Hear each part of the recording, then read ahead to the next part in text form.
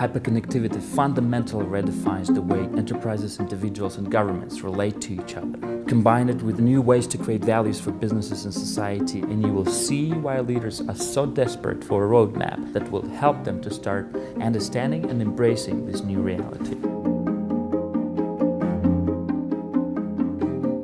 The Global Information Technology Report analyzes the drivers and impacts of ICT on the economy, allowing countries to measure and benchmark their ability to leverage this technology.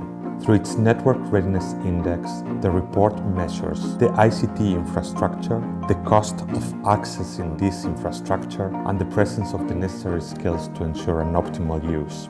The uptake and use of ICT by government, business and individuals, the business innovation environment and regulatory framework, and finally, the economic and social impacts of ICT. There are several interesting findings, but we would like to highlight four.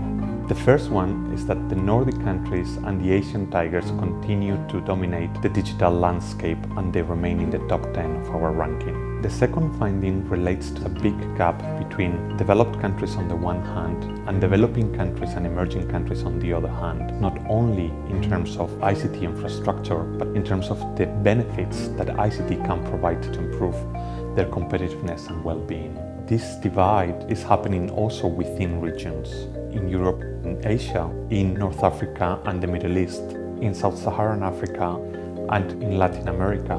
The fourth finding relates to the presence of an investment threshold. There is a certain minimum investment. Once this threshold has been achieved, we observe that there are increasing marginal returns to those investments. While countries and international organizations use it to share their policy experiences, industry partners utilize the report to highlight their thought leadership. We hope this report will help policymakers, business leaders, and the civil society to take action and unleash the full potential of ICT.